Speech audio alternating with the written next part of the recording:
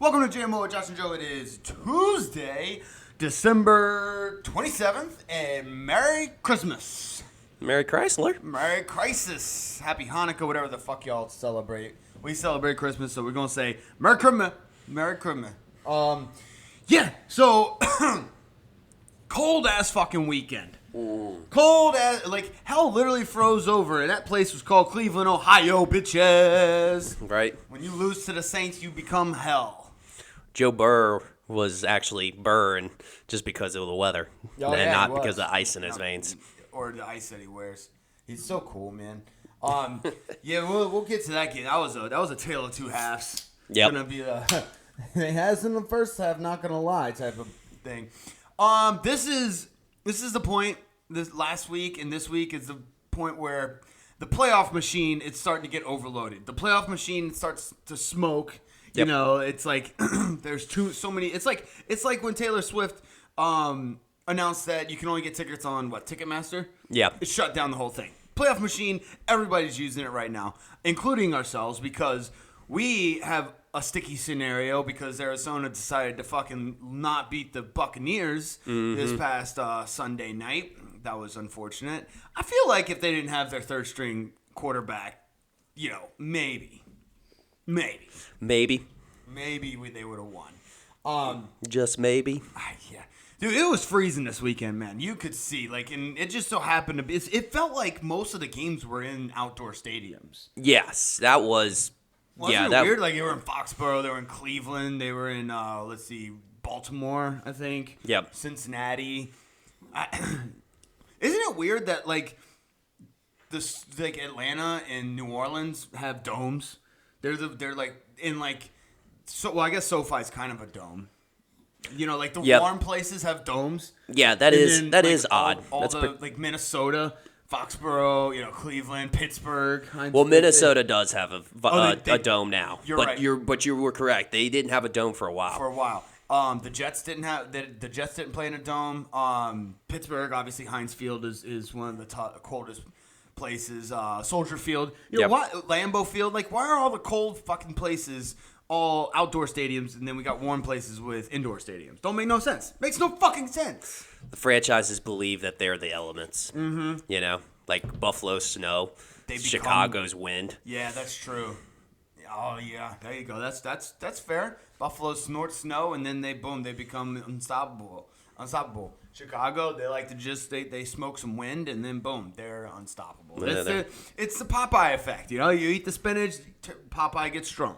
Snort the snow, Buffalo goes fucking ham. No comment on this. Okay, well, I'm gonna roll with that one.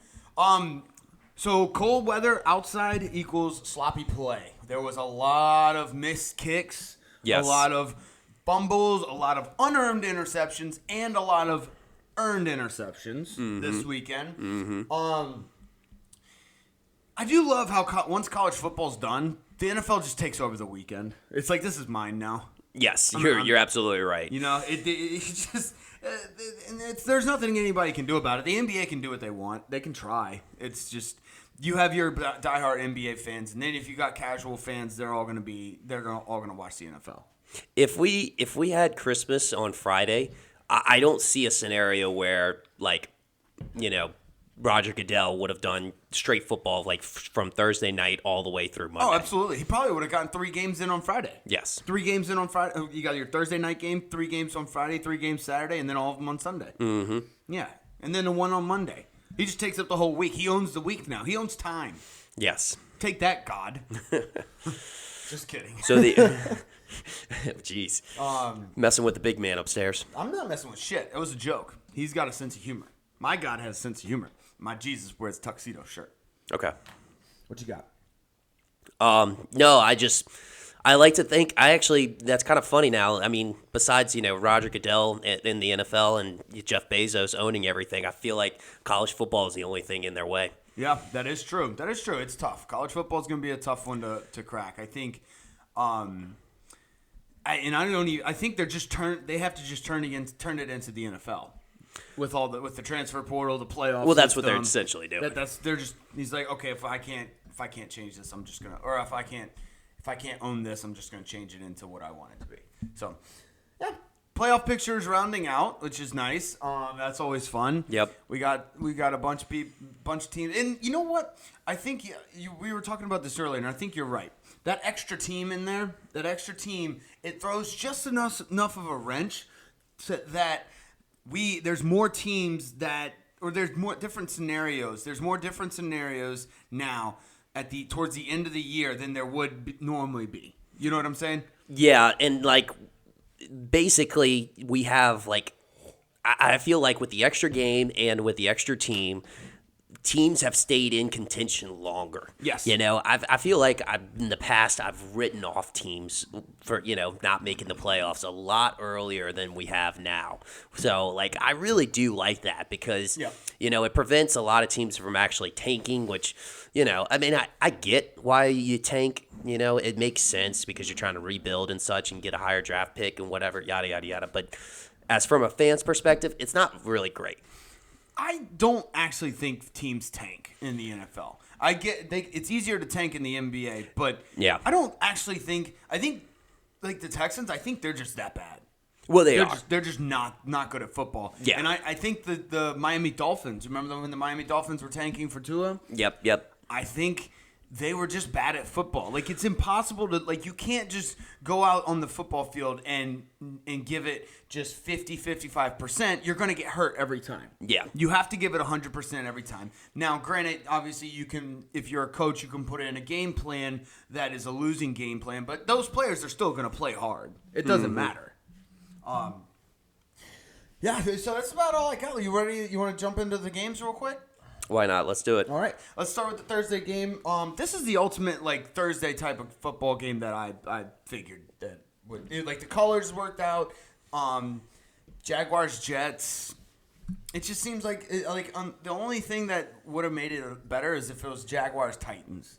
That would have been the ultimate, like, Thursday night game, I feel like. Okay. Yeah, I see what you're saying. See where I'm going? It has nothing to do with. I mean, the game was shit. It was. Jags are on a roll. They got 3 in a row, I think now. Yeah. Or No, this this was on to 3 in a row? This was deceiving because the game was absolute shit. Mm-hmm. But like it was like a tale of two teams that have been shit in the past but actually have been doing decent this year. They're actually mediocre now. But they deceived us and it was actual shit. Yeah, neither one of these teams are very good. I will give the nod to the Jaguars, who are looking pretty good. Like, Doug Peterson's got them finally figuring out some things. Obviously, like, you're still not fully a go. Like, the Doug Peterson system is starting to produce. Like, he had the framework of the car. He's finally putting in the motor. He's got a transmission. Like, he's just got to hook it all up. Like, everything's in there, and he may have, like, put it together to where it can start up.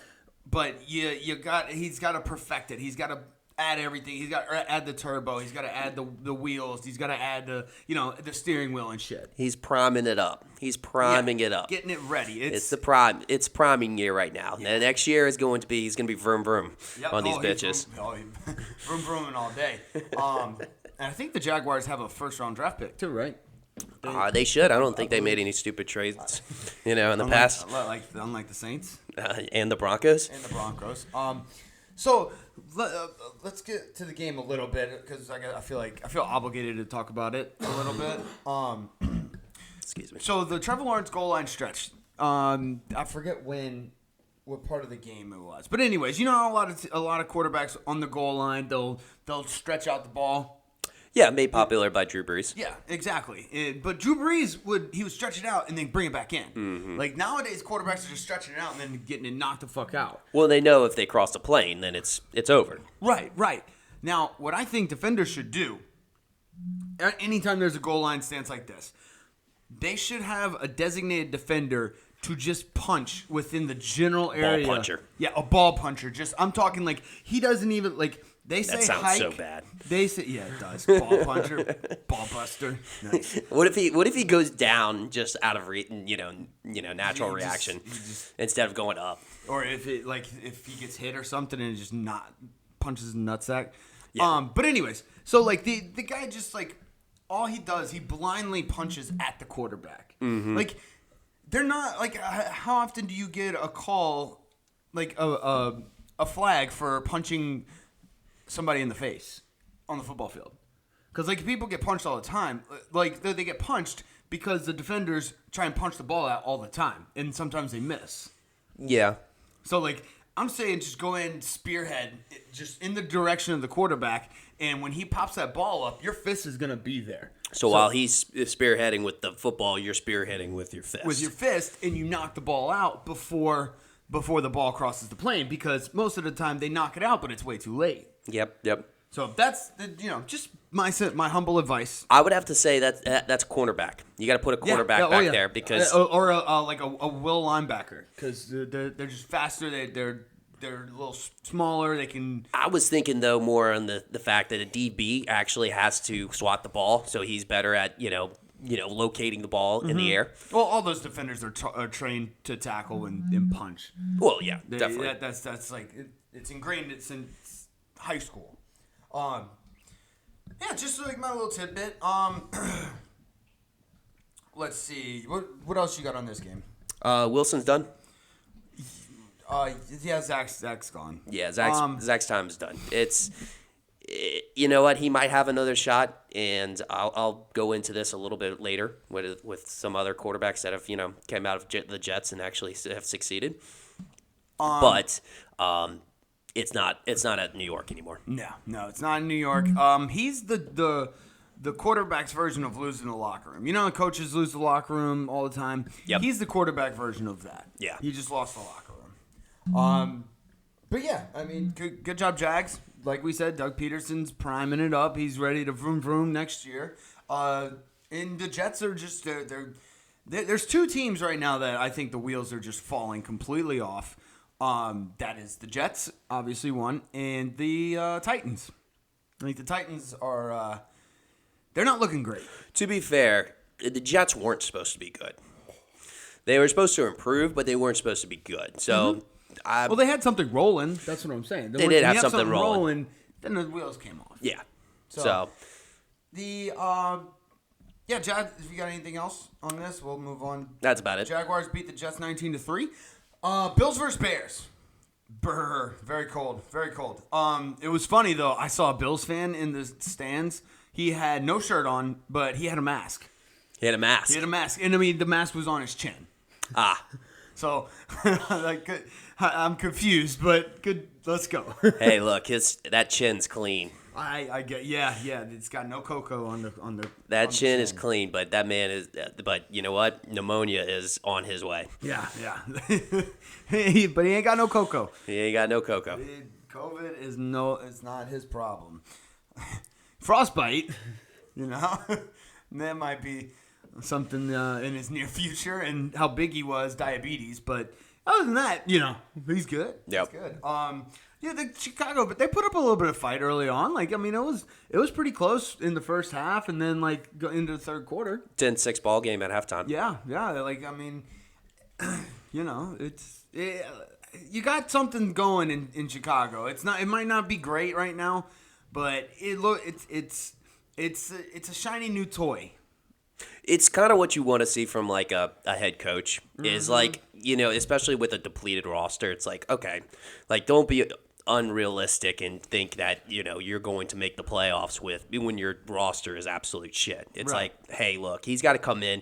He's got to bring in his players with his type of system and you want to show improvement. Yeah, it's like when you're building a model airplane. You got the picture. You need the picture, and I think they got the picture in Chicago, and they needed the actual big framework of the plane, which they got in Justin Fields. Now they just need to put all the parts and pieces together of the model airplane. Yep. And then it go vroom vroom. It go vroom vroom. Yeah, vroom vroom. Josh Allen had two. This is part of Josh Allen. This is just who Josh Allen is. He's gonna throw some. He's like Joe Burrow. They're just gonna throw bad picks. Yeah. They're gunslingers. They try and make shit happen that maybe you're probably gonna be on like a Peyton Manning or Drew Brees or prime Tom Brady level to make these. You can't make these throws unless you're just that good. And they will probably get to that point where they're that good. Like I think Mahomes is there. But he's just that's just Josh Allen's brand of football right now. He's going to throw some picks. Well, like we were stating earlier, it's, the elements. Like Buffalo, they're really good in the cold, but, this was also cold and windy because, obviously Chicago, windy city. Yes. There was I didn't see very much snow. No, not much snow at all. It was actually kind of a clear day as far as that goes. There was a couple of those. It was like cold as fuck, but it was like some of them were sunny. Yeah. So, but classic football weather. But yeah, him and Tyler Bass, not big fans of the wind. No, Tyler Bass does not like wind. Yeah, no, that was definitely Tyler Bass was having the struggle of a time. Josh Allen threw 2 picks. He had 57% completion, and you could tell their game plan switched over to more of a running play. He only had 26 passing attempts. Yep. Devin Singletary had a decent game too. So. Yep, James Cook as well. And that just shows you. I mean, obviously the Bears are not good, like we said earlier, but the Bills they beat the Bears the way they should have. They did what they needed to do. They beat them 35-15 or 13. They covered the spread. And the Bears can have that head coaching moment of like what they can hang their hat on. It's like, hey, look, we kept it 10-6. We were close. That's all he needs to do this year. Yep. He needs little wins. He needs little wins. And he's actually had big ones with how good Justin Fields has looked. Yeah. So. Anyways, you got anything else? That's it. All right. Bills beat the Bears 35-13. Seahawks Chiefs. This was just a good team, a great team being better than the Seahawks. This is just the Chiefs. They're just better. Like there wasn't any. Like they didn't. I don't know. I just did. There wasn't really much to this game out of what everybody expected. Arrowhead was cold as fuck. Like I don't know. It's just the Seahawks didn't look great offensively. They were struggling mightily, which is honestly what we expected at the beginning of the season. Where they had this offense, where the offense came from, I have no idea. Yeah. And the Chiefs are just really good at football. That's it. That's all you can say. You can't be a Seahawks fan or a Seahawks player walk into the locker room with your head down. You just got beat by a better team. Yeah. No, that's basically what it is. But honestly, the only thing I had to kind of go creative on this one because of that. And, I feel like this actually would be a rivalry game if they were both in the same conference. Don't you agree? Conference or division or both? Well, it would have to be both. If it would definitely be both. Yeah. So they could be in different divisions, just same conference. Same conference. Like let's say if they were both in the NFC West or the AFC West. I mean, they're both in the west of their conference, and I mean both stadiums are rockin' ass stadiums. Yeah, you got the 12th man, very and then you got Kansas City. That's just that Arrowhead. Arrowhead has one of the best crowds. I just feel like these guys would be rivals, like big time rivals. Well, if they were in the same division. I feel like we got it. The NFL has it right now as far as the divisions go. I don't see them changing anytime soon. But there's always a possibility. The shit always changes. Yeah. I don't know. Just using my imagination on this one, creating different storylines. Would you rather the Chiefs go to the AFC or Chiefs go to the NFC West, or the Seahawks go to the NFC or AFC West? I trade Arizona for Kansas City. For Kansas. Take them, send them over to the NFC West. Send them over. I want to see them. I want to see them stay in the AFC. I like the Burrow Allen matchups with that, and then the Justin Herbert. I like them in the AFC. I'm just thinking of a ship Vegas out to the NFC. Oh. I just was kind of thinking to see them in the same division as Seattle, the Rams, and San Francisco. That would be cool. That would be a badass division. That would be, yeah. I like to picture the what ifs. Yeah. Last thing I had on this one was Kelsey and Mahomes got back together. Yeah, they got back together. I think they went on a little break there for a little bit. I don't know if like maybe one said something to the other to upset them, or one cheated on the other. It was it's complicated status, Facebook status. Okay. Yep. You just changed it to it's complicated. We don't know exactly what was going on. Yeah. They just had to work out some problems. Now they're back together. They're banging on the reg. It's great. It's always nice because whenever they're in sync, their connection is perfect. And then Patrick Mahomes is doing all the stretches. Yeah, he is. I mean, it's almost kind of like not from this world. Like his abilities sometimes. That touchdown stretch to the pylon. His physical ability. He's like, I mean, we always talk like Adrian Peterson's like Gumby. He kind of is like Gumby, though. He's the quarterback version of Gumby. So, like, we'll say the all Gumby team. Adrian Peterson is definitely the starting running back. Okay. Patrick Mahomes has got to be the quarterback. Okay. We'll figure out an all Gumby team because there's some. I'd say Randy Moss might be a wide receiver 1, maybe. Gumby. I mean, he could do anything. He would stretch all over the place. Yeah. We'll figure this out. An all Gumby team. The offensive line and defensive line is going to be tough. We might just do sevens. Do all sevens? Gumby sevens team. You think the head coach would be Kyle Shanahan? Yes. Either Kyle Shanahan or I'd say Cliff Kingsbury. I'd say that's just based on looks. Off looks. Off okay. looks. Yeah. Okay. Yeah. Or either that or actually, I'm sorry, Mike McDaniels. Mike McDaniels. The video of him like skipping around during practice or pregame warmups, acting like he's like the son of the boss who went out of town for a couple of weeks and he's taking over the company while he's gone. It's the best because it's perfect. Yeah, it's exactly what it looks like. Oh yeah. It's great. Anyways, you got anything else on this? That's it. All right. Seahawks to lose to the Chiefs 10-24. Giants versus Vikings. Dude, anytime the Vikings play, it's obviously they don't want it to be prime time, but it should be prime time. Oh yeah. It's just entertaining football. That's all it is. It's Kirk Cousins. It's like he's not going to be an NFL Hall of Famer. At least I don't think so. He has a case. But I don't think he's going to be an NFL Hall of Famer. He should go into the NFL Hall of Most Fun to Watch Quarterbacks. Hall of Almost. Almost. Yeah. So he's just so much fun. It's going to be a good time regardless. I mean, Greg Joseph did it again. Yeah. Did it again. I don't. It's so much. It's awesome. I love watching the fucking Vikings, and I never, ever thought I would ever say that. Yeah. I could see how it'd be like, nerve-wracking being a Vikings fan, but right now with these games, but they've been incredible. They've been going to your side. Yeah, exactly. So you can't really complain. Like, it's like when we watch LSU, it's the reason we're gonna die early. Mm-hmm. And like, yeah, sure, they'll go our way, but like, man, the stress leading up to that final point is just it's enough to kill you. Yeah. But it's also what makes winning so sweet. Oh yeah, absolutely. It's why we all are fanatics. That's why we're huge fans, passionate fans, man. Passionate fans. Yeah. Anyways, so that Hawkinson trade is looking real nice going into the playoffs. Oh, he gosh. Connected. He had 109 yards and 2 tutties.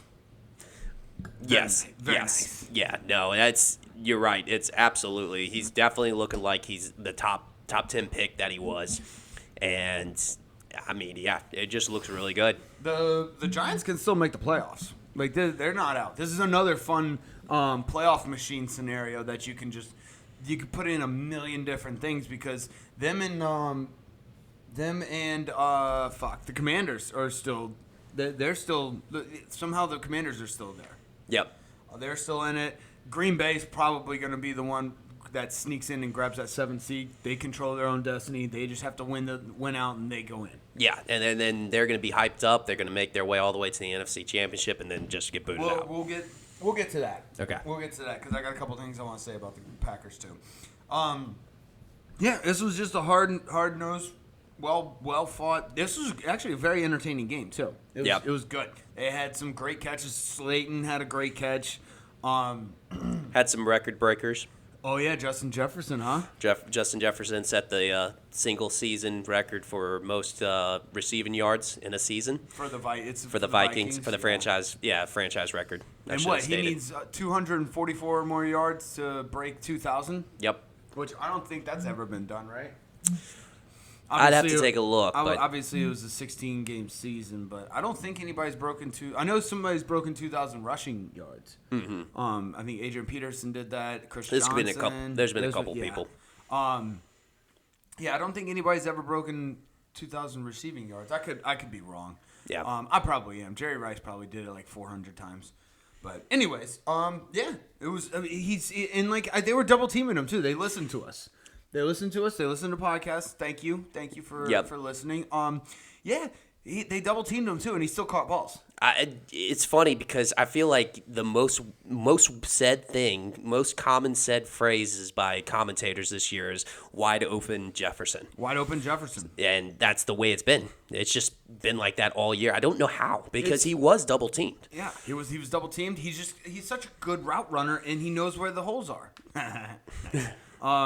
He's very good. He's just very good. You can try and play zone against him. You can put the best fucking cornerback on him. It's just not going to work. You're just going to have to take your losses there. It's almost like whenever teams were playing like against the 90s Bulls. They knew that Michael Jordan was going to get his points. They knew he was going to do his thing.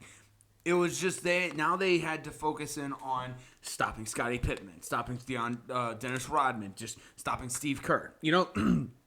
Stopping all the other guys. This is pretty much what they got to do here. Justin Jefferson's going to get his yards. They might as well just put one person on him now. See, I'm going back on what I said. Mm-hmm. You just might as well put one person on him and then just shut down the rest of the game for the Vikings. That's it. Yep. Now, he'll have like 247 yards and 3 touchdowns. But, hey, as long as you win by more points at the end of the game, that's all that matters. And Kevin O'Connell, he's got that Sean McVay mentality. That's hence why they did that TJ Hawkinson trade. Because and it kind of makes sense. You know what? If you really think about it, like, not everybody is going to be Bill Belichick and the Patriots or, the Dallas Cowboys in the 80s. You don't have dynasties very often. It's not very often. It's not very often. And honestly, the Cowboys in the 90s. Cowboys in the 90s, San Fran in the 80s. Like, it's a once every, 10 to 15 years type of thing. Yeah, so, basically, you really only have, one shot. So, if your shot looks good, you kind of just have to throw all your chips in, And that's what he did with TJ Hawkinson, which, hence why, now it's like, hey, I'm giving him more options that, whether, hey, do you want a one-on-one Jefferson or do you want to leave these other guys open? Yep. I agree. Anything else in this game? That would be it. I guess the last thing I could go with is the other record breaker was Greg Joseph hitting the 61-yarder to win it. That was a record. That was a record for game winning? For franchise. Oh, for the Vikings. Yep. Oh, look at that. Good deal. Good job, Vikings. Well done.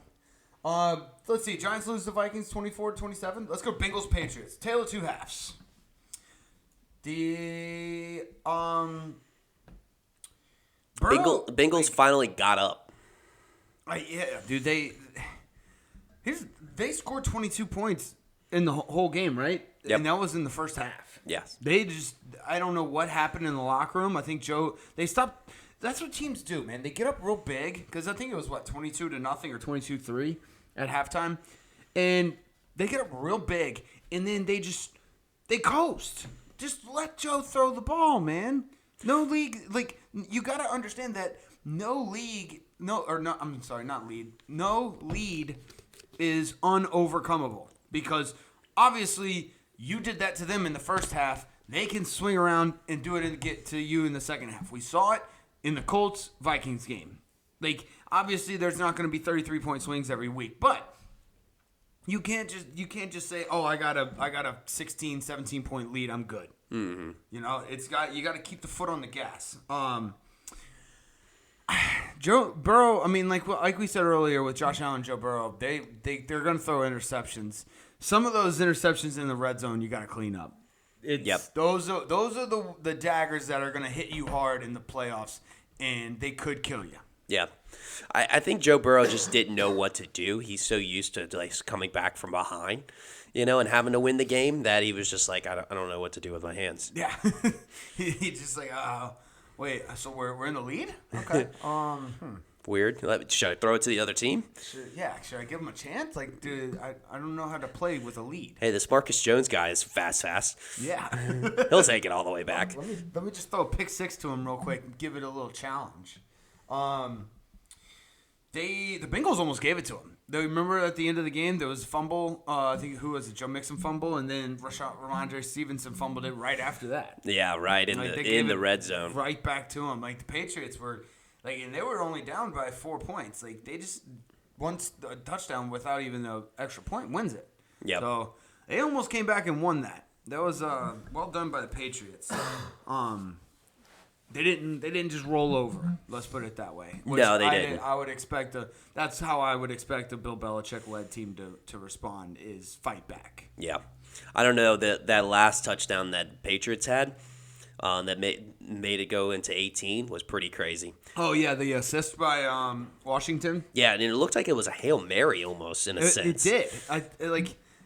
Remember how last week Bill Belichick said that the reason why they kicked a field goal or something or punted it or whatever is because Mac Jones. Oh no, against the Raiders. That last play. Yep. The reason why they didn't do a Hail Mary is because he said that Mac Jones couldn't throw it that far. So he just got fact checked. He got fact checked. Yeah, Bill Belichick kind of got fact checked. He fact checked himself. He did. He fact checked himself. Because he definitely threw it 55 yards. He had plenty of arm. You make an excellent observation on that. Yeah, he did. He had plenty of arm. You didn't have to do. Also, again, I don't think in Bill Belichick's wildest dreams he thought Jacoby Myers or what's his face. Who lateraled it to Jacoby Myers? Somebody. It was actually I think it was Ramondre Stevenson. No, it wasn't. It wasn't? Okay. It was somebody. Wait, what are you talking about? In the Oakland game. Oh, or not yeah. Oakland, Las Vegas game. It was Ramondre Stevenson to Jacoby Myers, and then Jacoby Myers tried to throw it to Mac Jones. I don't think Bill Belichick in his wildest dreams thought that was going to happen. No, nobody did. Like, you throw a Hail Mary, I guess, if you're down and you got to win. You don't throw a Hail. If you're just trying to go into overtime, you just go down. So I don't know. That was speculation. So that was an observation I had because of all the media speculation around Bill not thinking Mac Jones could throw it. Oh, by the way, Mac Jones is a dirty ass fucking player. If you ever get a second, go. There's videos up now of the little dirty things. Like he'll get tackled or hit and try and trip the defender. He'll like when he slides, he lifts his foot up and hits the players in the nutsack as he slides. Oh, he's a dirty ass motherfucker. Yeah. I do not like him. Yeah. He gets like those dirty players. If they're on your team, fine. You like it. When they're not on your team, it doesn't even matter if they're not playing your team. I get fucking angry. Yeah. I'm just like you're trying to cheat the fucking system and you're getting away with it, and that pisses me off. Well, cheat the system. I mean, he's in the right team right there. Well done. Yes, he is on the right team for that. Bill Belichick's probably the one telling him to do it. I was about to say, he's probably tutoring him on all of that stuff. Those types of details is something that Bill Belichick is he's has made a living off of. Oh, he's done his entire coaching career on pushing the line. Yeah. And pushing the limits. With those tiny little details. Yeah. And he loves it.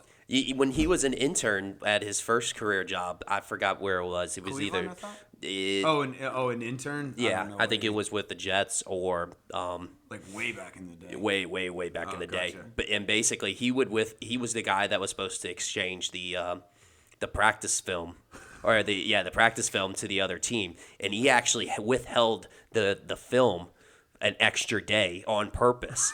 To give his team an advantage, because like it's one day. It's not like people are going to like hang you for holding on to the tape. For they're just gonna day. Be like this little intern. He's just a lazy piece of shit. But no, like Belichick actually strategically did that. He's been doing that because so to give his team another advantage on film than the other team. That's wild. Yeah, love it. You got anything else on this? And there's no rules about it. No, I know. That's the beautiful part. Like he just he's like a lawyer almost. He's like the lawyer version of like a coach. Mm-hmm.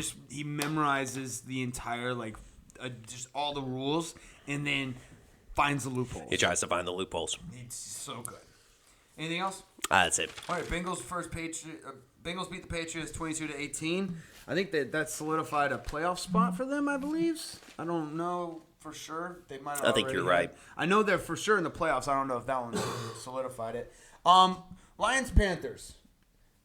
That sucked. I was super excited about the Lions, and I really wanted the Panthers to lose because they're technically still in the playoff hunt. And I don't know.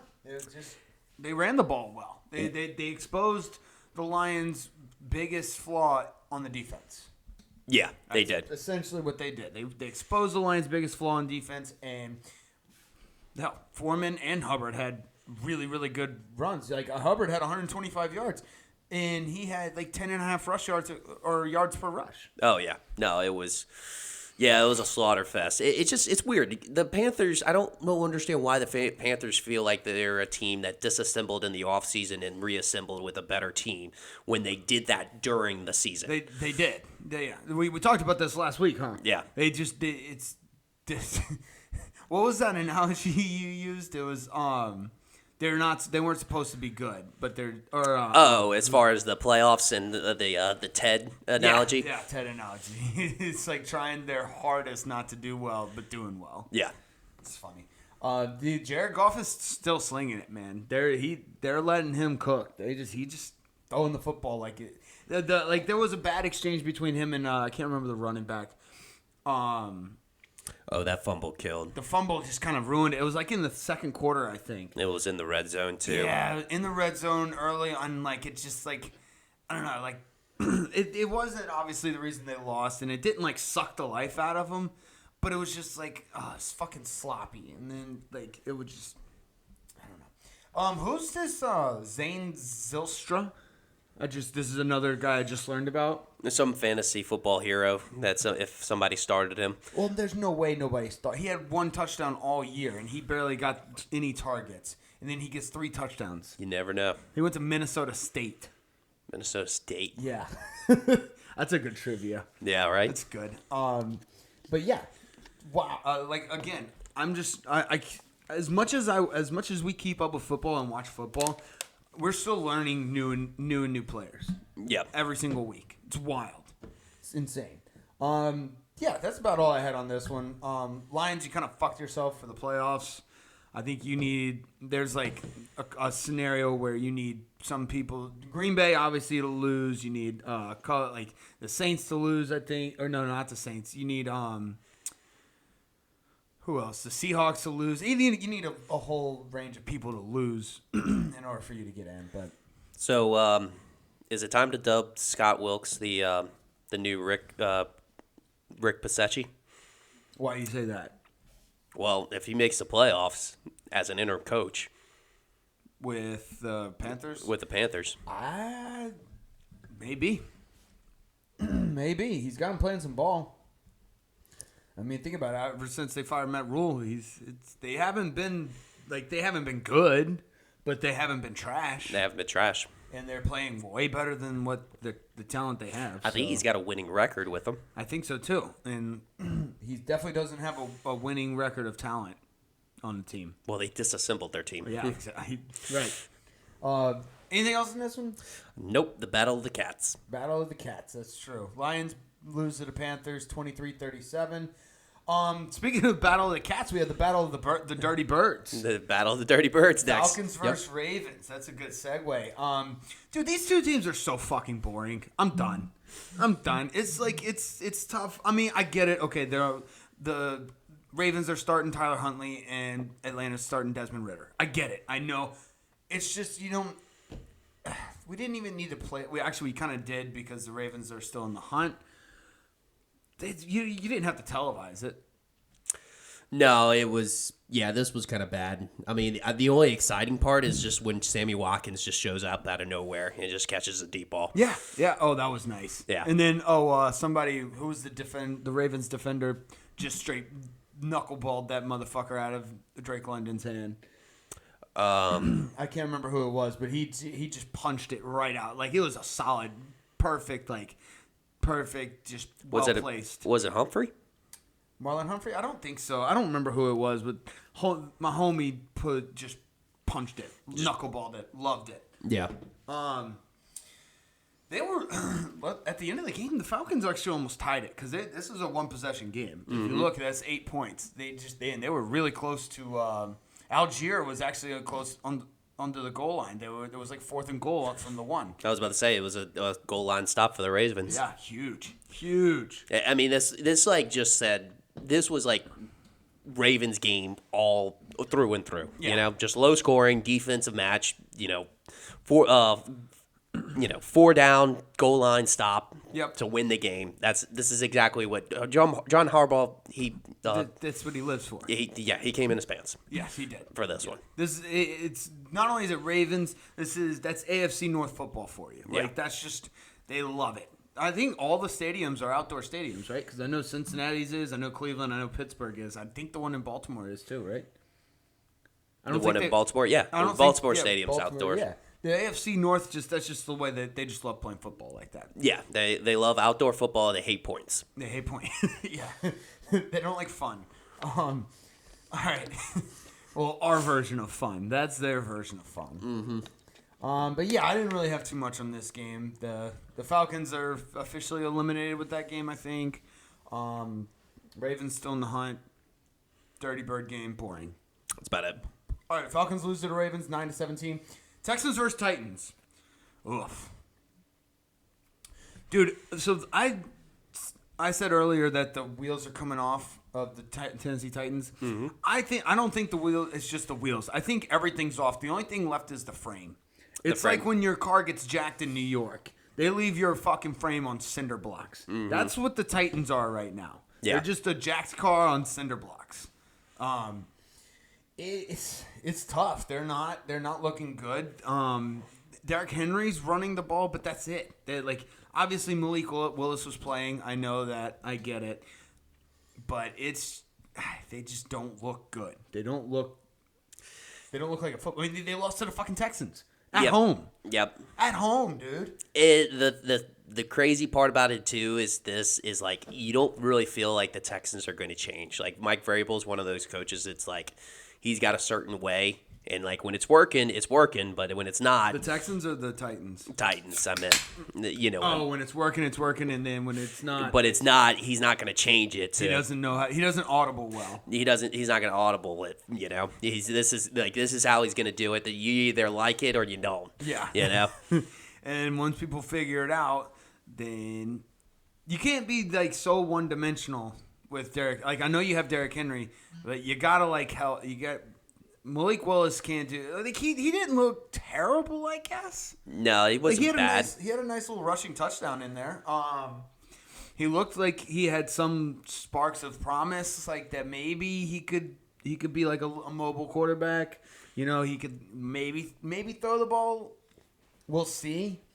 But, I mean, hey, well done. Good job, Texans. 1-1, I guess. I mean, you're still going to have the number one pick, so you can win out and I think still get the number one pick. Yeah. I like how the rookie QBs, started, in the order that they were drafted. So, Kenny Pickett, started.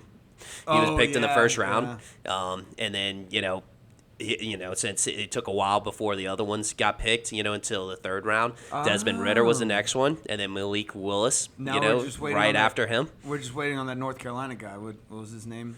Or was it North Carolina? I can't remember who was picked after Malik Willis. It was a bright blue uniform. I can't remember who it was, though. I think you're right. It was a North Carolina guy. North Carolina. Brock Purdy kind of fucked it up, but... he's irrelevant. He is irrelevant. That's right. He doesn't matter. He's irrelevant. Nobody fucking cares. We had a weird Derrick Henry fumble. He's had 3 fumbles in the last 3 weeks. Now, granted, I know 2 of them were in 1 week, but that's weird. Yeah. He doesn't fumble like that. No, he doesn't. That's another just eerie thing about the Titans. They don't look. They look like a completely different team from the start of the season.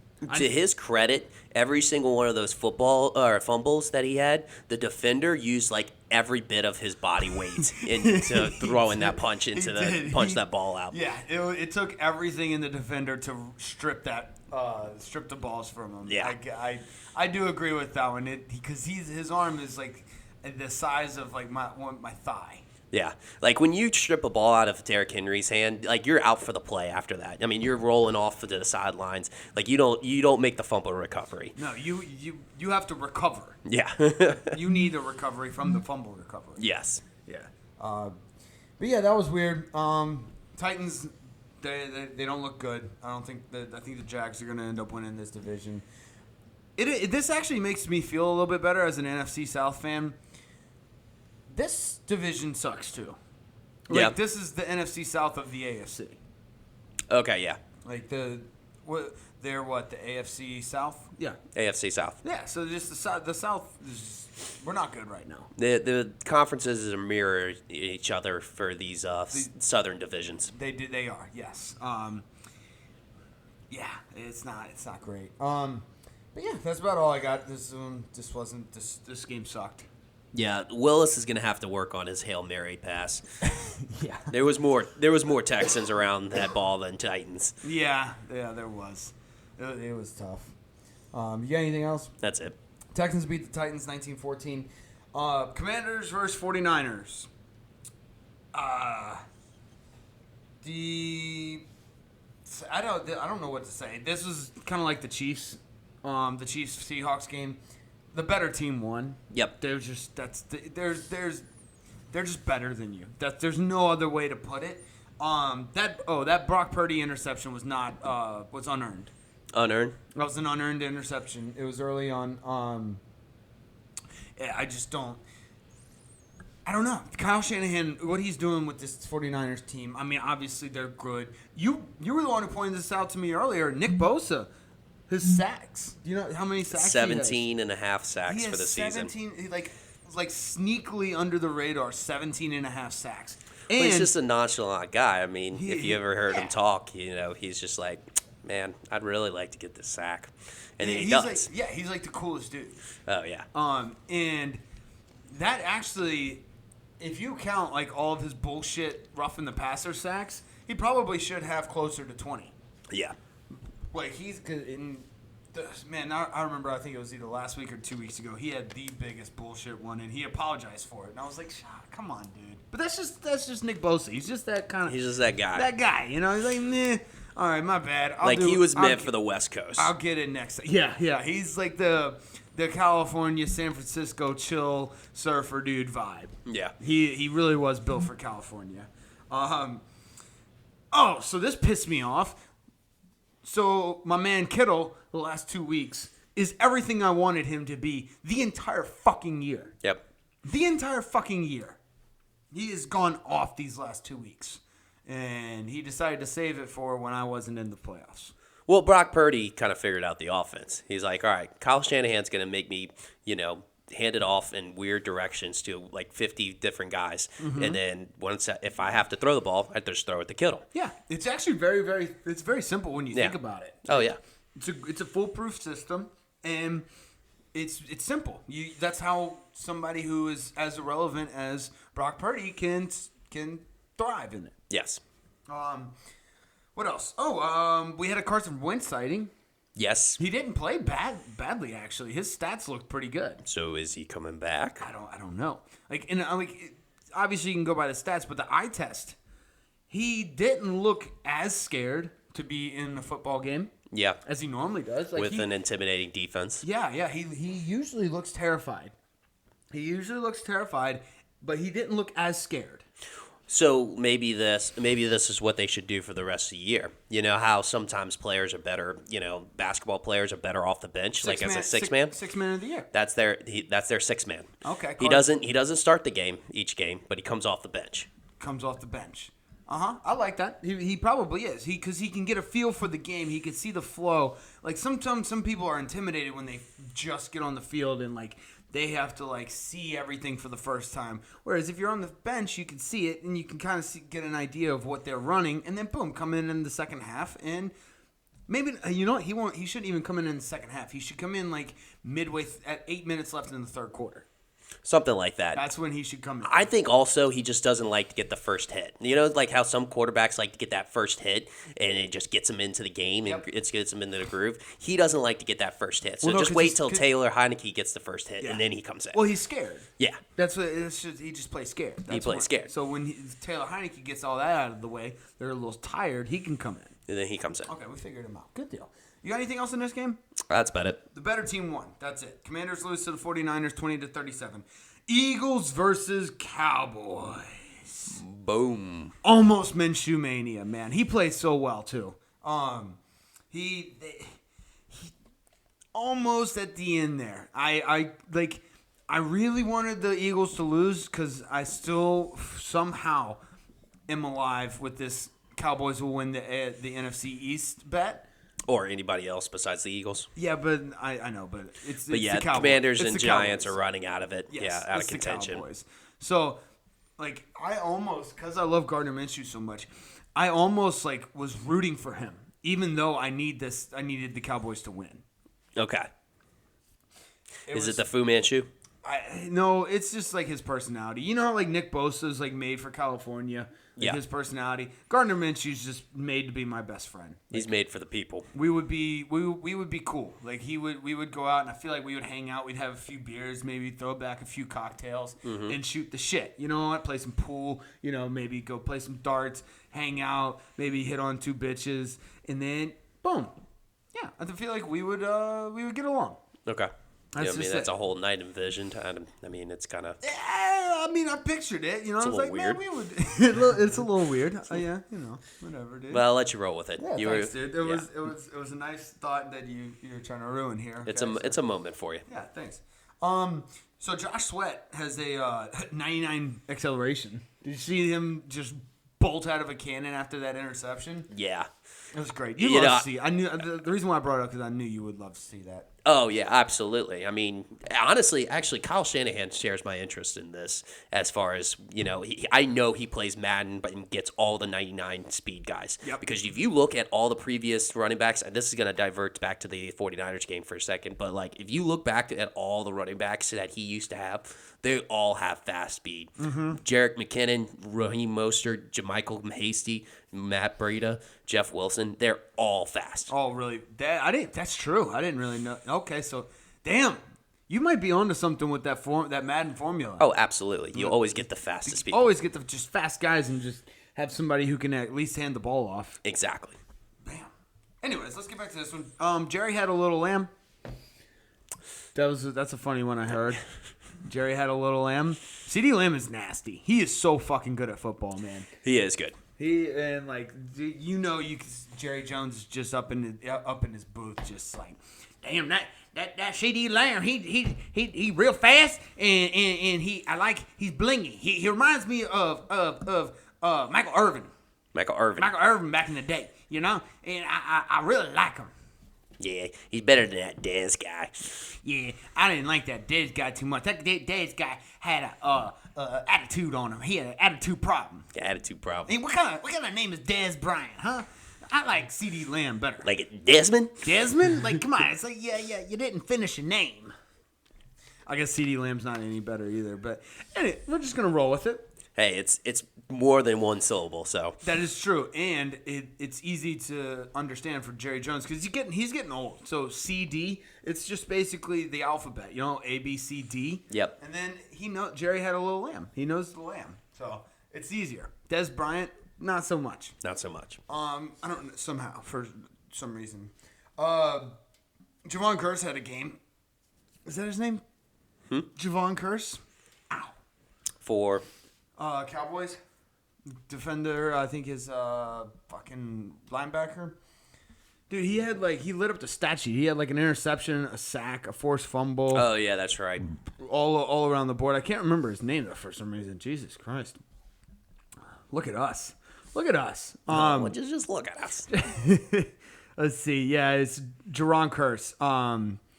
He had 2 solo tackles, an assist, interception, sack. Yeah, it was nice. It was a good game for him. Let's see. What else did I don't know why it took me this long to notice this, but Michael Gallup. Gallup is such a great name for like a receiver or a running back. Well, you have to be a good route runner. That has to be your specialty. That is true. Yes, you can't just you can't just not be able to run. Yeah.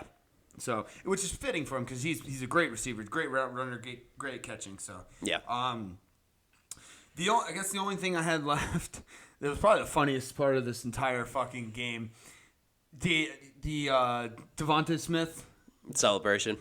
It was absolutely incredible. Yeah, especially all the Salvation Army celebrations that we've seen from the Cowboys, recently in recent weeks. That was the nail in the coffin right there. It was an all-time. You have to get rid of the Salvation Army pot. Oh, absolutely. You cannot keep that out anymore. Yeah. People have stolen from it. Yes. It ends it. Right? You can't. No, if you're the Dallas Cowboys, you have to retire that bull. Oh yeah. Like, it's no fun anymore. It's not the fact that Christmas is over, and that's Has nothing to do with that. Nothing to do with that. Devontae Smith just ruined it. Yeah. Ruined Christmas. He's the Grinch. He had a really fucking good game though. Yeah. He's absolutely unreal. They have too much talent on the Eagles. They should they should go to Madden ratings, and if the total of your team, so like the total, if you add up all the ratings and the total is over a certain amount, you should have to get rid of your best player. Got to get rid of your best players. Yeah, one of your best players from your position. So you pick receiver. Okay, give me A.J. Brown. So they have to give the Saints A.J. Brown. Oh, okay. The Saints? No, probably not the Saints. You got to give the worst team. So the team with the least amount. Texans. So you give Texans to A.J. Brown. So you just Robin Hood the league. Yes. You turn the league into Robin Hood. That's essentially what I want. No, this is just me being salty that the Eagles are so fucking good. They're just so good. I mean, that's the thing. They just throw. They honestly, they really could throw their third string quarterback in there. I mean, Gardner Minshew, yeah, he's a hell of a quarterback, and he's a great backup quarterback. But like, they could have honestly thrown their third string, and they'd be they could throw Tyler Huntley in there and make him look good. Yeah. Anyways, that was a low blow to Tyler Huntley. That was kind of a shot, but whatever. He's playing like shit, and Ravens are boring. You got anything else in this? Yeah, I like how T.Y. Hilton just pulled a Sammy Watkins and just came out of nowhere. And just once. He came in there, he caught a 52-yard pass for a 3rd and 30 to convert, and then he's done. He said, peace. Yeah. I'm out. That's you know who made that famous? It's the Deshaun Jackson move. Oh, it's the Deshaun Jackson thing. That's exactly what that is. He just Deshaun Jacksoned everybody. Yeah, just enough time that we've just completely forgotten that he actually plays football, and he actually is still around. And he's like, "Hey, look at this, boom, I'm here. You're 3rd and 30. That's almost impossible. Remember, I used to do this all the time. Yeah, I'm here. I'm gone. I'm alive. I'm dead. He's the football version of that dog." Anyways, you got anything else? Oh, damn. That killed me there. That was good. The Eagles lose to the Cowboys 34-40. All right, Raiders, Steelers. This was another boring game. This is just AFC North product right here. That's all that is. It's just really cold, no points, no fun football. Yeah. We did have a Najee Harris hurdle, okay? That man is so good at hurdling. He's like... You know how some people just like get really good at a little thing, like Aaron Rodgers with the pump fake, or Patrick Mahomes with the sidearm throw. Yep. He's really good at hurdling people. He just hurdles people. He hurdles. Yeah, and it's awesome. That's one of it's one of my favorite things because to me it's like, you know how whenever in basketball you get dunked on, it's a poster. Mm-hmm. That's essentially the football version of a dunk poster. Yeah, that's. Clearly, it's awesome. It looks cool. You can frame it, put it on your wall. Mm-hmm. You know, you just be like, "That's cool." You just got posterized. And he probably develops that because he's not the fastest guy out there. That's so true. he's just like, and honestly, it's probably this is going to definitely be a knock on him. But it's like he's not the fastest, and he's not one that's going to want to run over you. So he's just like, I'm just going to jump over you. Jump over you. Do extra squats in the weight room and just jump over you. Yeah. So Freiermuth, it was weird because he's been like a very integral part of that offense, and he had not a single target last week. Mm-hmm. But this week he bounced back. Little bounce back game for Freiermuth. Yeah, it was a little bounce back game. It was nice. What else did you have anything? I have a Hunter Renfrow thing. Yeah, before we get to the Hunter Renfrow thing, I did like how this was a little bit of a remembrance for the Immaculate Conception or reception for Franco Harris. For Franco Harris, oh, yeah. It was played on the same day. That was really cool. Like everybody came out with Franco Harris jerseys and everything. It was awesome. Yeah. Like they did a really good tribute.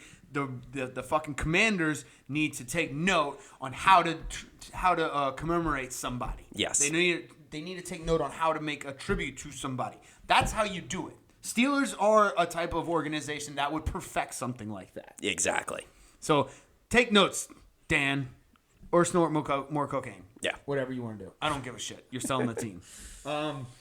The bad interception late by Derek Carr. Yeah, that was bad. It was bad. It was tough because they're obviously it was a 3-point game. They're right there in it. It's rough. I mean, he had because that was the thing. Renfro was right on the line, on the field goal target line that you want to get to. And I mean, they had a too high safety covered too, and he had Renfro the perfect play, split the middle, and he threw it just the back end of him. Right, yeah. Right to the safety. It was bad. So, I mean, speaking of Renfro, how about this guy? Looks like an everyday average Joe is just putting moves on people and getting tutties. Yep, Hunter Renfro's back. Did you see that? Yeah, did you see that movie put? Oh yeah, to get the first touchdown. Oh, it was nasty, dude. Yeah, and he it's so weird. Because he looks like just a regular, average white dude. Yep. Awesome. Anything else on this? I like how commentators are having a hard time when Pickett throws a pick. Especially when the guy who picks it off is like Perryman. His name's Perryman. Man, it's like a lot of P's. Yeah, Pickett picked off by Perryman. He's a just like afterwards. Peter Piper picked a peck of pickled peppers. Yeah. Yeah. It's kind of fun to watch. That is good. These commentators are getting creative though. I think they I forget which one it was. Which game it was. Hold on, I have notes. He said, what's his face? Oh, Burrow's throwing BBs. Yep. Burrow's throwing BBs. I don't know what that means. I don't think they know either, but because I would understand. Oh, Burrow's throwing bullets. Yeah. BBs, they're very slow. They're inaccurate, and if you shoot them at a human, they barely even pierce the skin. If anything, they just leave a nice little bruise. Yeah, it doesn't do anything. It makes no sense. Throwing BBs. Yeah, I think Drunk Romo has revolutionized the commentating game. Drunk Romo has definitely done it. Yeah, he's been the pioneer on this. Yeah. It's just how much can you piss off your partner?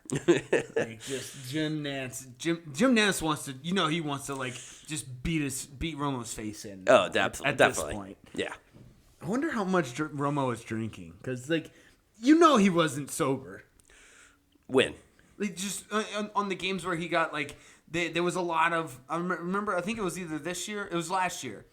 Oh, last year he got a lot of talk about how it seemed like he was drunk. Oh yeah, that's actually the inside scoop is how Jim Nance was getting pissed off because he got that big contract and that was making more money than him and he was showing up drunk. That's I don't know if that was proven or not. I hope not because I like the mystery around it. But he was drinking. I want to know how drunk he got. But yeah, that's about all I have on this game. Anything else? That's about it. All right, Raiders lose to the Steelers 10-13. Saints versus Browns. Let's get to that one. Yeah. Hey, we won in the cold. We have a historically bad record in the cold, in outdoor stadiums in the cold.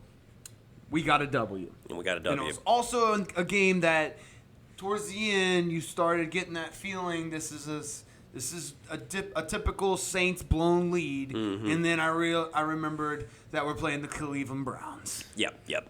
So the Cleveland Browns are going to Cleveland themselves harder than the Saints are going to Saints themselves. That's a good way to put it. Right? That's what I thought. I thought it was pretty good. Yeah. And we had to come back. We were down 10-0. It was 10-3 at half. We were down, so mounted a little bit of a comeback. Defense played really well in the second half. It was just, hey, we won. We're still in the playoff hunt. I still get to go onto the playoff machine, and I get to just do things and see my team in the playoffs at the end. Okay? It's nice for me. I like to. Okay, it doesn't matter that I hide whenever I do it, but I still can do it. I am one of those teams that can still see myself in the playoffs via the playoff machine. Yeah, it's all hope is lost for me. I've already honestly, I'm saying this almost like I've lost hope in the Saints, but it's all hope is lost in me in the fact that now I just think that the Saints are going to make the playoffs. I have all hope restored that the Saints are actually a good football team, even though I've labeled this as an unimpressively impressive comeback. Yeah. And that's a great way of putting it. Exactly. But at the same time, I've already got myself fooled. I think I think we have a shot, and I think we're gonna make the playoffs, and I think we can make a run. Dude, honestly, if if the Bucs lose one of the next 2 games, I think, isn't that it? Oh no, they have to lose both games. They got to lose. The Bucs have to lose both games. The Saints have to win both games, which include a win against the Philadelphia Eagles. So you're saying there's a chance? Yep. There's a chance we're gonna make the fucking playoffs, baby. See, yeah, that's in my mind. Look, once you get into the playoffs, it's a new season. No, everything that happened during the season doesn't matter. No, it doesn't. It's a completely clean slate. You don't have to worry about anything that anyone said before that point. Just make it to the playoffs. Who gives a shit if you're the worst division in football history? Who gives a shit? Nobody cares. Nobody cares. Kamara had a nice game, and we won this with no Chris Olave, no Jarvis Landry. None. Our top 3 wide receivers are out, and somehow David Johnson's still in the league, and we have him. Yeah, I didn't know that. Yeah. No, this was definitely the time where people that were forgotten came out. Yeah, this was one of those weekends. Yeah. Taysom Hill had a nice game too. Yep. It was weird seeing him in the black long sleeve. Is that me being weird or what? What, did you think he was black? No, I thought he was nice. I thought he usually wears white, like white socks and stuff like that. So it was weird seeing him in the black. Yeah. But he did play pretty well, so he might want to keep. I don't know. He plays well regardless. It just depends on how Dennis Allen uses him. Yeah, a lot. Your reasoning was a lot less racist than mine. Yeah. But I mean, no, you I weren't like being racist. You just it was a visual. It was an optics. Exactly. Thing. It was an optics thing. You know. Exactly. You just look black. There's nothing racist about looking black especially if you are black. You know what I'm saying? Yeah, just being over dramatic. Just being real dramatic. We kept Chubb under 100 yards rushing. Which kudos to us, because that seemed like that was the way the game was going to go with the weather the way it was. Mm-hmm. It was, again, we won. And it was a classic Saints letdown. But we were playing the Cleveland Browns. That's it. But, hey, we're making it to the playoffs. We're making it in the playoffs, and then once we get to the playoffs, it's any man's game. Any man's game. We're going Super Bowl. All right. Anything else? That's it. All right. Saints beat the Browns 17-10. Packers-Dolphins. The Packers are going to make the playoffs. That's just it. They control their own destiny. They all they have to do is win out, and they're in. Yep. So that is going to be one of the all-time. You don't want to see them in the playoffs team. Yeah. You do not want to play them in the playoffs because unless it's the NFC Conference Championship. Okay, that's true. If it's the NFC Championship game, that is where you want to see them. That's where you want to see them. But the first 2 rounds, you're going to lose. Yep. They're going to go to the NFC Championship game, and they're going to lose in spectacular fashion. And they're not going to like win those first 2 playoff games like really well. It's going to be like they're just going to win them mediocrely. It's going to be a grind. It's just going to be a grind because you're not going to grind it out. It's the way they've been doing it all year. Their defense isn't playing terribly. Like they're not playing bad. So like who knows? Aaron Rodgers might have a flip that switches. His ayahuasca might wear off, or he might take more. I don't know what he's doing nowadays for drugs, but I'm not a drug guy. Speaking of drugs, I think Tua might need to get on some drugs. Yeah, he might want a couple of forget-me-nows. Did you see his stats? So the supposed concussion hit, it wasn't even that bad of a hit. He just hit the ground hard. Uh-huh. You remember that one? After that supposed hit, he had 0 touchdowns, 3 interceptions, all in a row, and his completion percentage was horrid. So he might be, and that's a tough situation because Miami is literally teetering on the edge of playoffs and not playoffs. Oh yeah. So like it's a sticky situation Mike McDaniels has to deal with, and he might go. What was that quarterback that went to 10 different doctors? Oh, you talking about Mike White? Mike White, yeah. He might pull a Mike White and go to a bunch of different doctors to try and get himself cleared. Yeah. I think that, man, and I'm saying this, excuse me, I'm saying this with all due respect. And that I actually mean that. You know, most of the time people say, with all due respect, fuck you. Yeah. I actually mean this in all due respect to Tua. He's soft. Like, his body is actually soft. His head is actually soft. So you're saying he needs to continuously go through concussion protocol every game? He's going to have to, because that hit that supposedly gave him a concussion was not a very hard hit. That's not a hit that should warrant a concussion. He's just a soft human being. And again, with all due respect, no offense to Tua, that's just the way your body's built. You're just a soft person. That's it. He's a smaller size quarterback. Yeah, so. And you're just not built for football. Like, you're good at football, you're just not built for it. Yeah. That's my take on that. Yeah, other than that, I don't like the Packers are playing well. I think they're on a little win streak. Mm-hmm. Miami's on a losing streak, unfortunately, but yeah, I think the Packers are definitely going to the playoffs, and I think they'll even make it to the NFC Championship game where they'll lose to the Saints. Yeah, exactly. Yeah, that's it. That's the playoff scenario. That's and you know the beautiful part, the NFC Championship game is going to be in New Orleans. That it would have been. Yeah, it would be. It would be. Because they would come in at the 7th seed, and we would be division winners. It would be division winners. Yeah, you make an NFC excellent point. Game is gonna be in the dome, baby. Let's go. That's how my mind works. Let's go. You got anything else in this game? Yeah, Miami got their wish. They wished it was colder, and it was colder. It got colder. It got colder. Obviously, that was pretty sarcastic because everybody's giving them shit because they're a warm weather team. Be careful what you wish for, Mike. There was snow flurries in Miami. Yeah.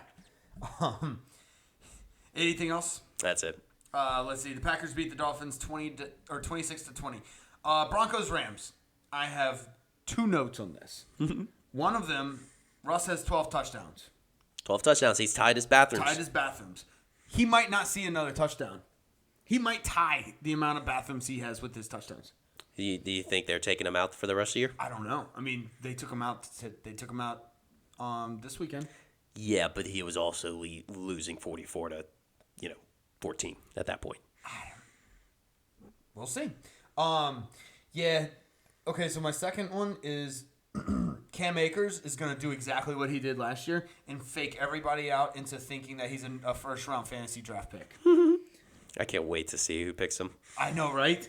I'm not going to fall for it. I'm not going to fall for Cam Akers because Cam Akers is going to be up in the top, the the first-round draft pick in all of the pre-draft rankings, and people are going to be drafting him in the first round because his potential upside. Yep. Don't get faked out. I know he had a 3-touchdown game. I know he did really well this weekend.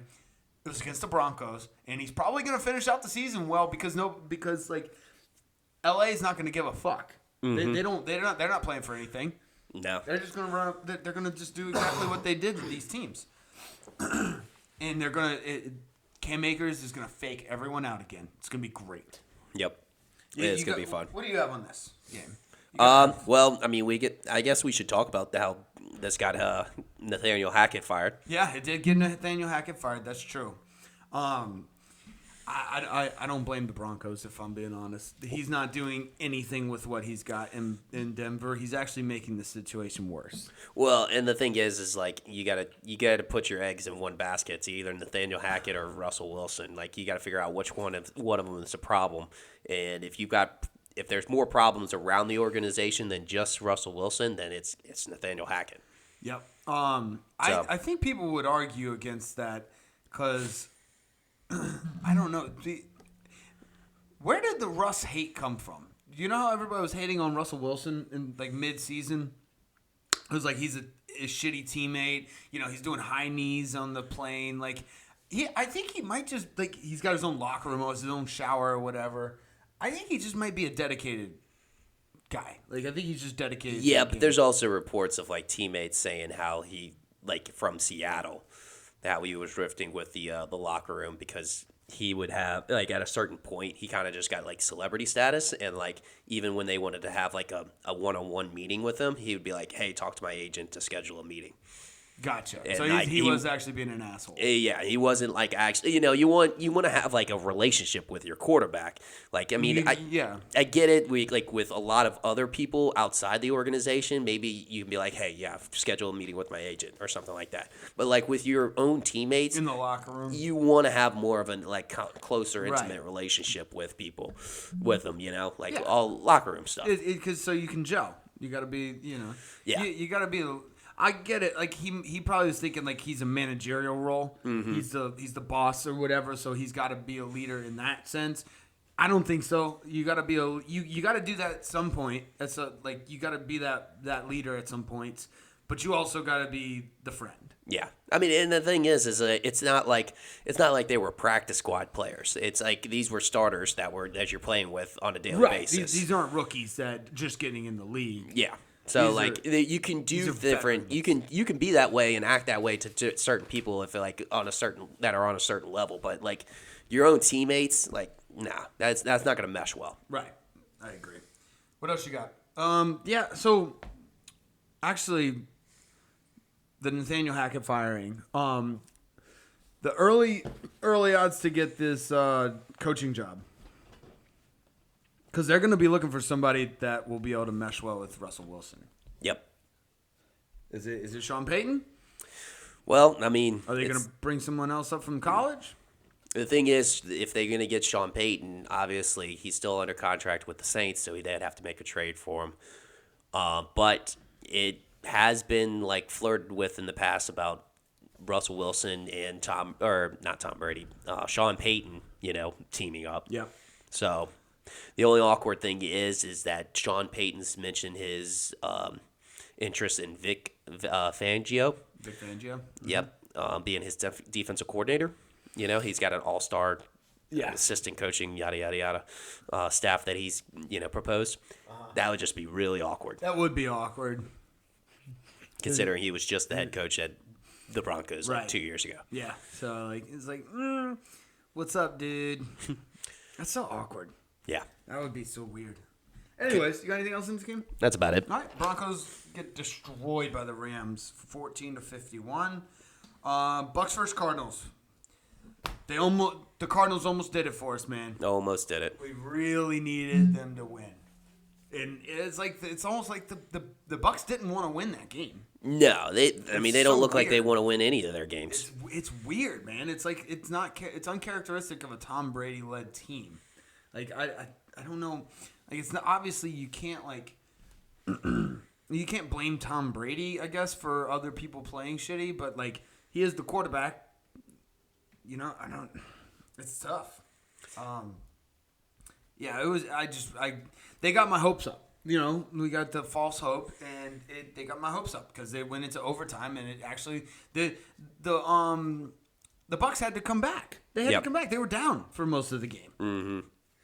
JJ had a nice game. Speaking of which, he's retiring. I know everybody saw that. Yeah, if I'm a head coach, in college right now, or you can probably do it in high school, but I'm thinking more particular in college. I'm recruiting his kid right now. Yeah, you're already putting in the work. Yeah, because JJ, in the presence of his kid, showed exactly what he's gonna do, around the kid.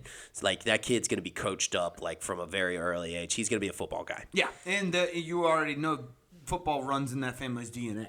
Yeah, so Derek Watt, T.J. Watt, J.J. Watt, if I'm a head coach in the college football, if I'm Deion Sanders, I'm giving him an offer. Absolutely. Giving him an NIL deal already. This guy Deion has sent him multiple things of Colorado merch. Yes. Just stuffed his closet. I'm talking inception this kid early on. Oh, yeah. That's what you got to do. Just inception him. Yeah. Yeah. If I would have played football, or if I would have been really good at football, LSU would have had my vote easily. I would have went to other college. I would have visited other colleges, but I was inceptioned into LSU way early on. I feel like college head coaches would be the lead investors in that equipment from inception. Yeah, that is true. Oh yeah, they would be the lead investors. They got to go in and try and plant the seed in these kids' brains early on. They had a third string quarterback, Trace McSorley. Like, I feel like if they would have just, like, it's tough, and like it's not looking good for Cliff Kingsbury. He hasn't looked very good all season, but yeah, I think he's already kind of 1 foot out the door. I was just about to ask you, do you think he finishes the season? I think he does at this point. I think it's just kind of keeping everything together. It seems like they actually have a good relationship with him, which is why they probably keep him on. He doesn't strike me as like an asshole. No, he doesn't. Like, he doesn't seem like a dickhead, like that he's going to be an asshole to front office. Nathaniel Hackett, on the other hand, I can see him getting frustrated. Yeah. I can see him, because I think it reflects how the team was acting on the sideline. It's a reflection on him. Mm-hmm. Like, they were fighting with him. I'm sure he gets in fights with the front office. Like, he just seems, but Cliff just seems like a chill guy. They probably smoke doobies together. And it's like you can see it on the field, like when the team's like, just not playing, they're quitting on them. Mm-hmm. It's like, yeah, that's one thing, but it's like Arizona was actually just hurt. Like, everybody just kept getting hurt throughout the year. Right. Kyler Murray was in and out. DeAndre Hopkins was out for most of the year. It just, they were still trying to play hard, just weren't really coming up with Kyler wins. Murray was playing Call of Duty. Yeah, I get it. Last thing I have on this one is playoff Lenny is coming into form. 9 catches, 90 yards, and he had a bunch of rush yards. Well, he knew it was fantasy playoffs. Yeah, that's true. Fantasy, it's playoff Lenny. It doesn't matter what playoffs. Yeah, it doesn't matter what playoffs. Like, he just heard playoffs and he was like, I'm on. He really came through for some fantasy teams. I know in our big league he did, and I have another league where he just came in. He came in clutch because the biggest thing was nobody was expecting that kind of game from him. They were expecting like maybe a 9-point game. Mm-hmm. Blew up for at least 20 points in our league. Yep. Anyways, you got anything else? That's about it. All right. I hope the Bucs lose the rest of their season. So Bucs beat the Cardinals 19-16 in OT. Last one. Chargers versus Colts. Boring. That's about all I had. You started feeling sorry for the Colts at the end. Yeah, it was that's true. Like, it was just like, this is like, how like in Little League baseball, you would like, it got to the point where if like they call it a 10-run rule. Mm-hmm. If you're up by like 10 runs in the third or fourth inning, they'll cut the game short. They need to have that with some of these games, especially the games versus the Colts. You got to, like, it's like, if you feel the vibe and they're down, like, 17 points, let's just cut it early, man. We don't have to play the fourth quarter. We know what we're going to get. Now, if they're up 33, that's a different story. That's a different story. Yeah, of course. Absolutely. You want to see the comeback. Yeah. We need the comeback. Honestly, refs might actually start kind of, like, setting it up that way, like, favor the game one way, so they're like, all right, well, the Colts are going to blow this lead. So, right. Like, let's let them get up early, and then we can get the ratings high. Yes. I kind of wanted – I expected more from the Chargers. I really did. With all the weapons that they have, and on both offense and defense, I kind of expected more. Yeah. Like, this is a depleted Colts team with a head coach that was on TV 3 weeks ago. Mm-hmm. Like, you gotta show out a little bit better than that. The Colts fans are out wearing brown paper bags. Yep, it's about that time. About that time. Sucks. We've been there. Yep. We've been there. We're Saints fans, so trust me, we've been there. And who's gonna want that coaching job? Because I don't think Matt Ryan, if he's even there for another year, it's not gonna be great. We've already seen what we're gonna get out of Matt Ryan in a Colts uniform. Yeah, I mean, you gotta. I don't know. It might be a little bit appealing, but I just feel like it's the curse of the Andrew Luck. Yeah. After Andrew Luck left, it has not been the same. It has not. But you're absolutely right. But you do make an excellent point. It's not like an appealing job right now. It seems like the feel for me is like it's an in-house hire. Like they're gonna have to hire an assistant, one of the assistant coaches that are there. Yeah, somebody is eager, trying to get to the head coaching level. But which sucks because I think they need to gut the system. Yeah. They're just, all they're gonna do is basically keep a similar system with a different head coach, and I think they need to gut the system, completely replace it. Yeah. So, I don't know. That's what I got for that coaching job, and honestly, for this game, it was just boring. It was a underwhelming Monday night game. Yeah, when the biggest headlines is like a Derwin James laying out a player and Brandon Staley's pregame workout routine. Yeah, there's not much going on in that game. It's bad. Derwin had a nice interception, I think. He did have a nice interception, though. It was pretty cool. That was good. But yeah, other than that, Keenan Allen finally coming around for people like me who've had him all year. That's nice. Good, thank you. People that aren't in the playoffs. Are not in the playoffs. Sucks. It's like the George Kittle thing. Yep. You got anything else on this? That's about it. All right, Chargers beat the Colts 20-3. That finishes up all the NFL games. We're gonna do a little college football playoff preview. We're gonna talk a little bit about the games. Which game do you want to start off with? Well, we got Georgia versus Ohio State, and then we've got Michigan versus TCU. All right, let's start with 1 and 4. Well, no, let's start with Michigan TCU. I think this is gonna be not the worst, just not as good as the other game. The Georgia Ohio State game, I think, is gonna be really good. This one, I think Michigan. I just have a feeling Michigan's gonna clobber TCU. Like, I think a good, and this is gonna sound wild. I think a good spread for this is probably 17.5 points. Like, I'm talking minus 17.5 Michigan. Okay. I don't know what the spread is, but that's just gut feeling. That's the way I think it should line up, but I don't know. Are you pulling it up? I'm trying to pull it up right now to see. All right, cool. Because I just don't see. I think Michigan's going to steamroll. This kind of reminds me of like the Alabama-Cincinnati game, in a way. It's like, yeah, TCU does deserve to be here, but at the same time, they're going to get blown out. Yeah, I think it reminds me of the LSU-Oklahoma game in 2019. This is a 7.5 point favorite, so take the one off. Oh, dude, you smash Michigan. Smash Michigan. Smash Michigan on that. But yeah, I don't know what do you think about this game? It seems a little one-sided. Yeah, I think it is because I think Michigan's really got their sights set for a rematch for against Georgia because Georgia kind of put a beating on them last year. So they smashed them. Yeah, they definitely want to make it to the conference championship or to the national championship to get that rematch, and I think that's basically blowing through TCU. Yep. You don't even need style points. I think they're just going to beat them just because they're that much better. Yeah. So, what do you think about the Georgia-Ohio State game? I think this is going to be a very, very good game.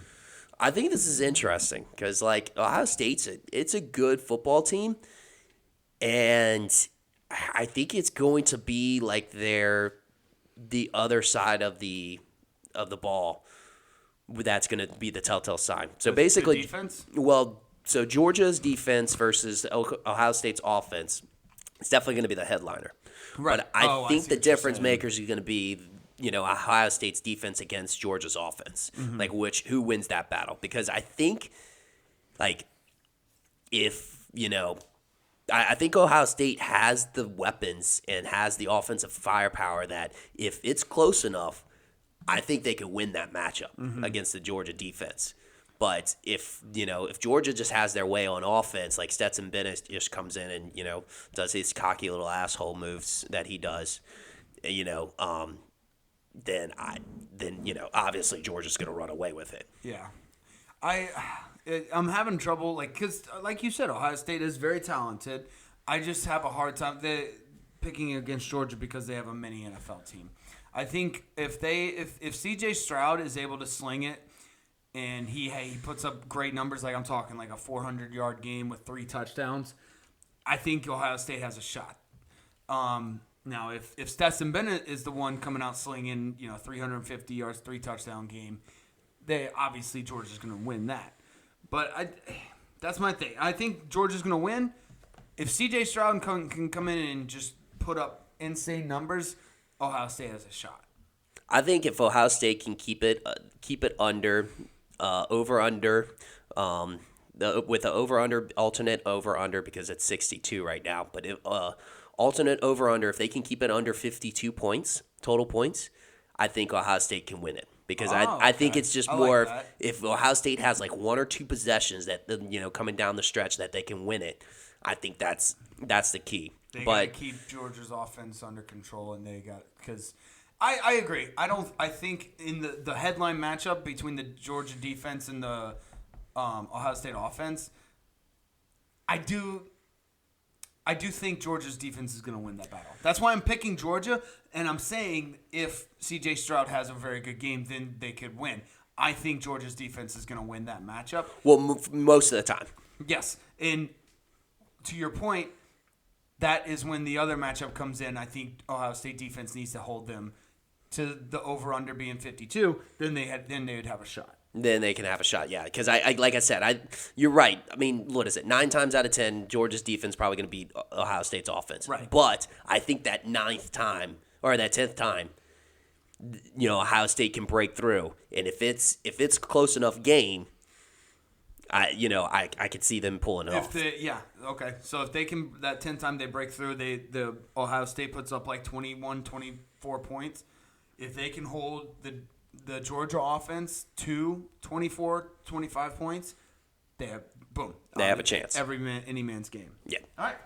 Cool. Talking college football. Love it. I'm so fucking stoked for these games, dude. I can't wait. Yep. You got anything else? That's about it. All right. We will see y'all next week. Love y'all. Later.